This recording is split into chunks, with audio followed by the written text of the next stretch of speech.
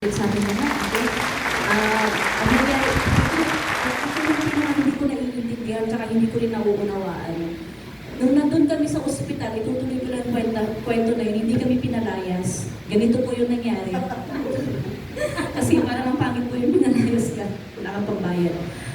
Anyway, habang nandun kami sa admitting area, ginawa na po lahat ng test sa kanya, CT scan, yun nga, yung sa ECG, tapos yung sa blood na bali apat yung ginawa sa kanya. So, sa madaling sabi, alam niyo, wala talaga siyang malay. As in, wala siyang malay. Baba mo lang siya pagsusuka. So, ako nung nakakakita, takot na takot ako. Siya na may katawan, alam niya kung ano yung nararamdaman niya. So, hindi siya makapagsalita. Kaya ang ginawa ko, gusto ko siya i-confine. Ito na, nandun kami sa admitting area. Kinausap namin yung nag-a-admit. Ito na, pumirma na ako, to the admit na siya. So sabi yung staff doon sa admit, sabi niya doon sa akin, sabi ko i-admit po natin siya kahit isang gabi lang. Sabi ko kasi hindi niya kayang kumain, lahat ng kinain niya kagabi na konti, sinuka niya na in 10 times. So maraming beses isang sumuka, umaga pa lang. Sabi ko i-admit niya siya para lang mabalik yung electrolyte na nawala sa katawan niya. Ito yung pinaka hindi ko naiintindihan hanggang sa makalabas kami ng hospital.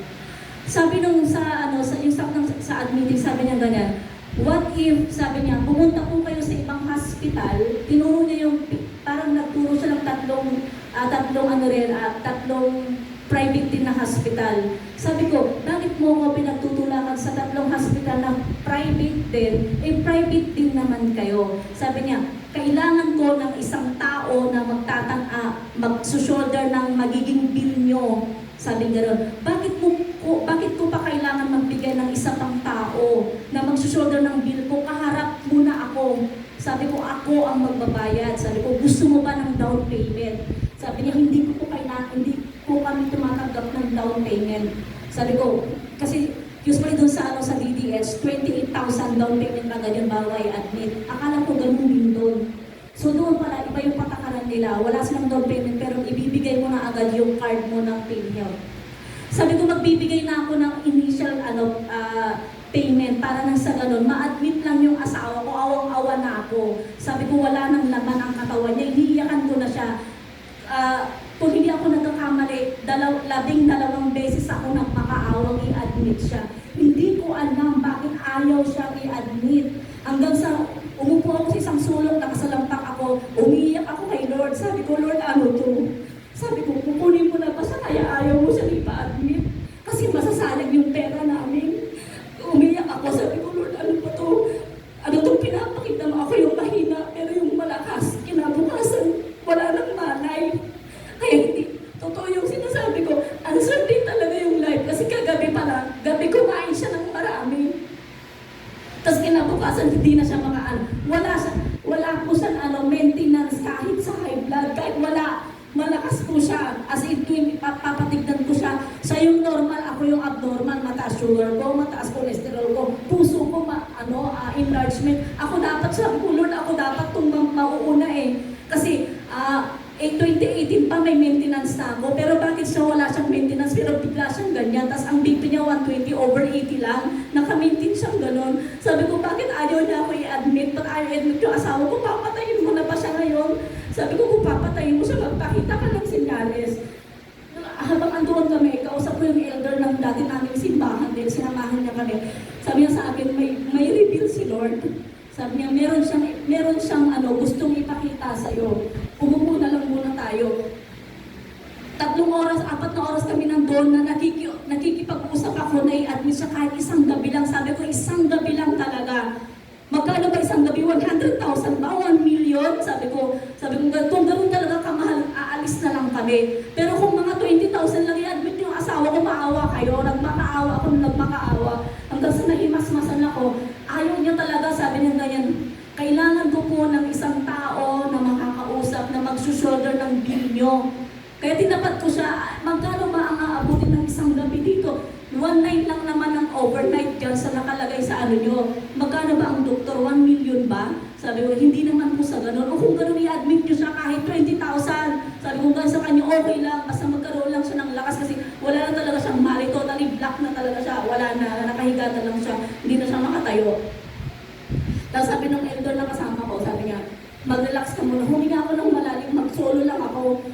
Sabi ko, Lord, ano to? Ano to gusto mong ipakita sa akin? Ako ayaw ko umalis sa ospital, pero ayaw kami admit, kaya naman sabi ko, nag-pray muna ako. Hanggang sa biglang nakatulala ako, sinit-CT scan siya, siguro 45 minutes ang sinit scan, wala siya sa tabi ko, mag-isa ko sa emergency room nakaupo. Nakatulala, tinitingnan ko yung mga pumapasok, tsaka lumalabas ng mga pasyente. Tapos habang tinitingnan ko sila, pero si Lord yung nasa isip ko, hindi yung mga pumapasok.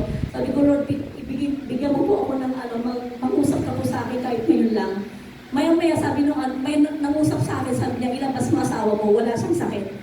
Tapos bigla akong nakita yung doktor, sabi ko, Dok, lalabas ko na po yung asawa ko. Since ayaw naman nila kaming tanggapin, ilalabas ko na po yung asawa ko dahil wala daw po siyang sakit. Hindi ko alam ba't yun ang nasabi ko. Tapos sabi niya, ganun ba? O sige po, meron kayo dito, ilagay niyo dito sa waiver na ganito. Sabi ko, hindi, sasabihin ko ang totoo. Nilagay ko doon, lalabas po kami kasi ayaw nila kaming tanggapin. Yun talaga ang nilagay ko, sabi ko, sige po, ilagay niyo po. Nilagay ko talaga doon po. Ilalabas ko sa asawa ko din, ayaw nila kaming tanggapin. Gusto nila pumunta kami sa ibang ospital. Ganun ang nilagay. Inuwi ko siya na may lungkot sa puso ko. Kasi iniisip ko, nasa bundok kami, paano ko si Baba pag nag-emergency uli? So nag-iisip ako doon, habang papauwi kami, tulala pa rin ako. Pag-akit namin sa taas, sumuka na naman siya ng sumuka. Sabi ko, katapusan ko po to.